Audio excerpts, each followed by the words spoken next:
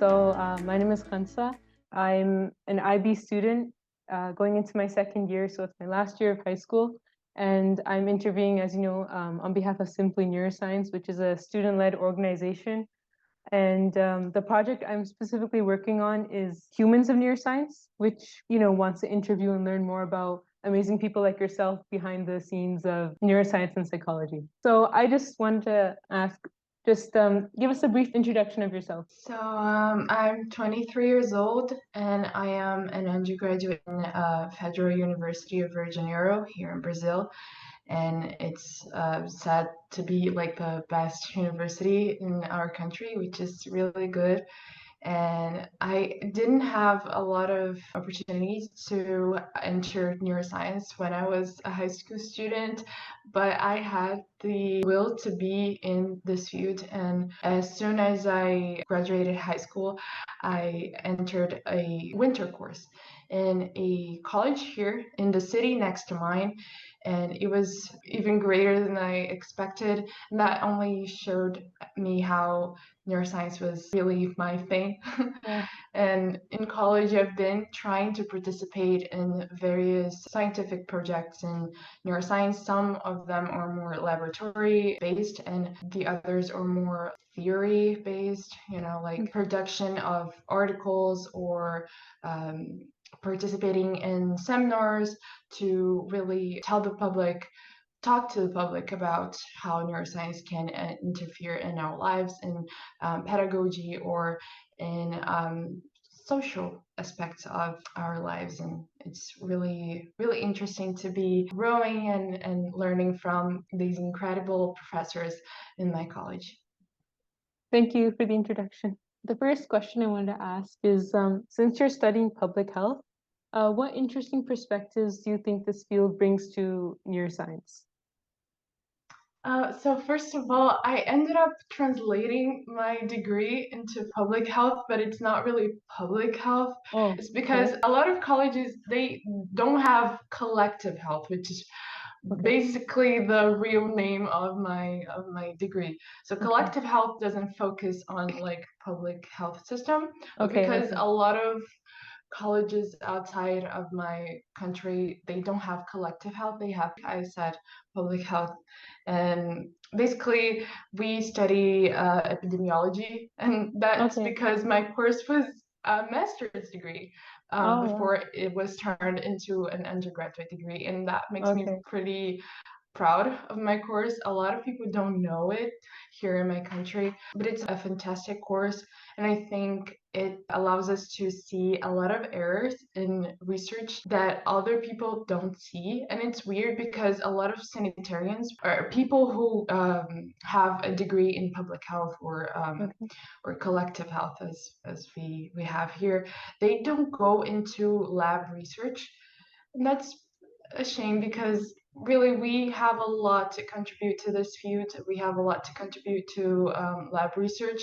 And as someone who is interested in pursuing that as a career, I saw that my course allowed me to see some errors in research and research related to neuroscience, but also how we fail to connect health with mental health.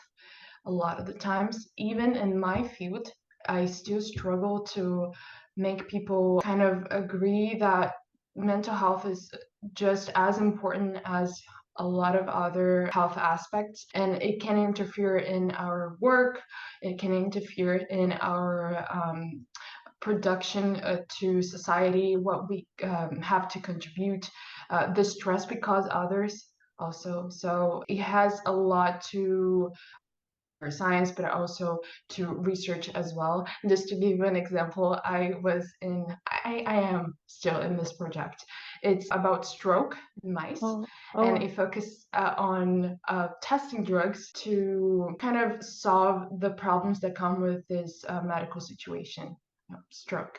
And the thing was that the way each scientist would perform immobilization in mice in this lab was totally different. So for me, for example, I saw from a doctor that he would pat them in the belly and then immobilize them. so that they can, make them a little bit more calm Yeah. and trust the scientists. But the others wouldn't do it. So Oh, the ones that would pat them in the belly before immobilizing them would make them calmer and not stressed. If the immobilization failed, they would be more accepting towards the scientist picking them up again. But the others who wouldn't pat them in the belly, they yeah. would be very stressed Oh. and not trust them at all. So you can see how that can affect the results of the experiments. This wasn't clear to the scientists, but for me, as someone who studied a lot about how research is performed in college, in my undergraduate course, I saw that as very obvious, and it was hard to make them see it as a problem. But yeah, that's just something that we're still working in my degree. It's pretty cool. No, yeah, that is actually very interesting because I think even now people don't really prioritize mental health over physical health, and even with like the mice, you can tell with the mice you had to calm them down before you had to actually experiment on them. That's very interesting. Thank you for that response. So the next question I would like to ask is, has your experience as a writer influenced or built onto your interest in neuroscience in any way? And if it has, how do you think so? I think neuroscience is kind of this bottom line for psychology because it's the biological part, but still it's so accepting towards psychology and sociology and pedagogy and all the other areas who can relate somehow with how the brain operates and how we operate. But the thing was that building characters that can be very hard to make them not look like yourself sometimes. And I think studying neuroscience kind of allowed me to see how traumas can impact our actions in the future and how a whole brain structure is affected by society and how society interact with us. And it just kind of made me feel more comfortable thinking about how society can develop from something that happens. So, for example, we had a lot of crisis here in Brazil, economic crisis, and a lot of people were traumatized by that, and some people would commit crimes because they were deeply financially affected, and others they would just keep struggling but still trying to maintain their integrity. And so I was fascinated about how that impacts our brain, how that impacts also our psychology, and how can that be drawn to sociology as well. I also wrote something that I wanted to say because Yeah, I think it sure. was very interesting.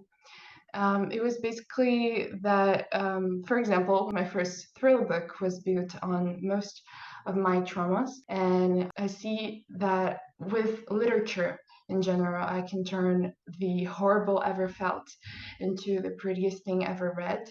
While neuroscience makes me feel like I can see the mysteries that keep making us incredible beings, which then seems to me like the brain is the prettiest thing ever made. Because when we get passionate about something, it's about the mystery that comes with it and what fascinates us about it. So for me, neuroscience was the only field in which I felt like the mystery never ended. No, I Yeah. never got to the bottom line, and it's still the bottom line for understanding society and psychology and all the other things, just for me, in my opinion. So yeah. Thank you for that response. That was actually very, I think, consider, especially for those, for interdisciplinary fields. Moving on to the next question. So I read that you're currently interning as a researcher in nanotechnology and computational science at your university. How do you think this has broadened your understanding or experience in the field of neuroscience? This project was very special because I have a very deep interest in the more neuronal part of the brain, but this project was more about the vascular part, veins and arteries. At first, I thought that I wouldn't really get interested about it, but as time went on, I started getting more comfortable with the topic. And basically, the project was about building a nano robot that could embolize an area of your brain in which there is a vascular malformation. So basically, explaining this a little bit better, there's a nest in people who have a vascular malformation. And what we call nest is basically a bunch of veins and arteries tangled together. And this causes a lot of high pressure in this area, which then put you in risk of rupture, vascular rupture, and it can explode and you can lose your cognition and everything. So the goal was to build this nanorobot that could embolize the area and reduce the high blood pressure in the area, and with that reducing discomfort, because there's a lot of headaches that come with vascular malformation. But the project wasn't really getting too well. After a couple of months, all the participants were getting out of the project because what we were producing in terms of reports and articles weren't really getting read by the people who organized the project. And we are just students. So we just felt like we were a little bit alone. But this project was cool because I was in the biomarkers department, which is basically creating or finding a biomarker. That's what they called. But a biomarker in this project would be a chemical that can be assigned to the nanorobot that this area needs to be embolized. So, hey, you nanorobot, you need to come here and solve this high blood pressure that is going on, and then you can get out. It's basically that. But yeah, as I said, it was pretty cool because I didn't have any interest in the vascular part of the brain, and then all of a sudden I was searching a biomarker and to solve this problem. And so that also led me to see how the vascular system can affect once disturbed or malformed, which was the case. And so, yeah, I learned a lot from this project. That sounds like such a complex topic, but I think you explained it really well to like a high schooler. So thank you for that. So the next question is, at what point in your life did you become interested in neuroscience, and do you see yourself pursuing neuroscience after your undergraduate degree? I was 15 in high school when I found out about neuroscience, and I was on vacation. I had no idea I would be just Googling areas in which I could specialize, study during vacation, just a thing that I do. And I had never heard about neuroscience before, but I was watching a documentary about the brain and they threw that word. And I was like, what?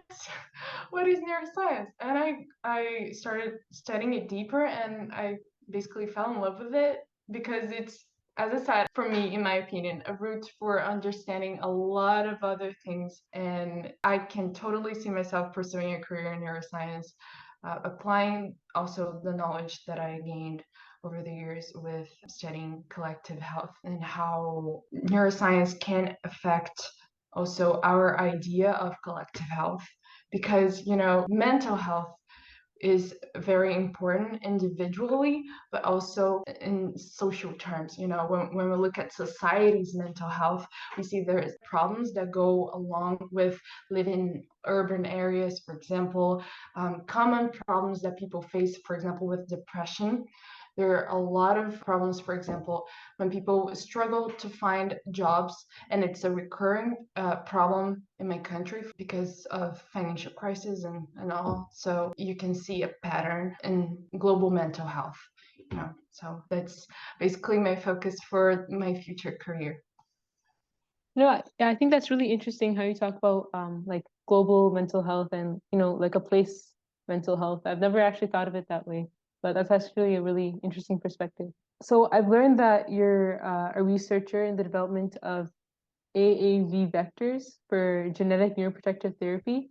And this topic is definitely new for many high schoolers that are interested in neuroscience, including myself. I frankly don't know what AAV vectors are.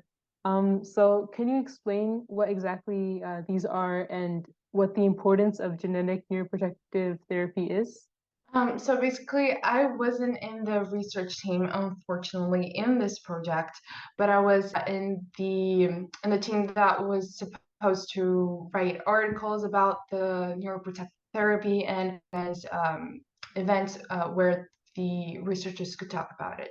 But basically, our AAV vectors are recombinant adeno-associated viral vectors, and it's viral because it's a carrier for single-stranded material, DNA stranded from a virus, and it's not enveloped. So once you have this vector going into a mammalian cell, it helps with editing a certain genetic sequence. And what that allows us to do in this project, in particular, the researchers were trying to reduce the risk of developing glaucoma and also reducing the risk of that glaucoma passing into these person's descendants. So not only this particular person wouldn't have glaucoma, but also if this person ends up having a son or daughter, it wouldn't be passed on to them. And that is really nice when we think about neuroprotective therapy or genetic therapy in general, because we can target some diseases, even mental disorders,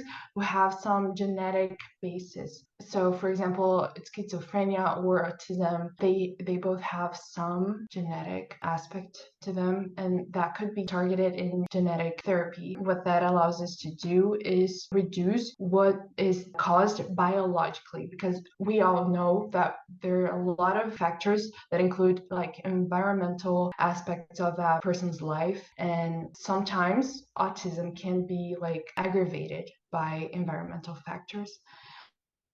Family deals with it, and the effort the family puts into trying to make that person's life better or to help their cognition evolve.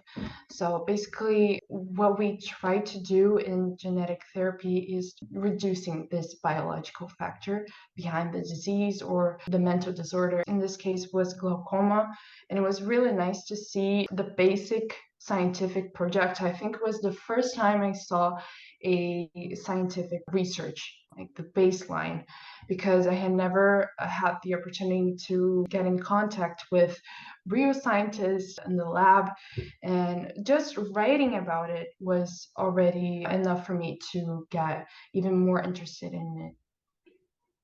That's actually very interesting. I think genetic neuroprotective therapy, I think we learned in high school that, like, if it's in your genes, then you're definitely going to get that disorder. But like the fact that it can possibly change, that's very inspiring and very hopeful. That actually concludes our interview. Those were all the questions that I had for today. I'd like to thank you, Glaucia, for sharing your experience with us and participating in this interview. I had a good time getting to know you, and it was just really great.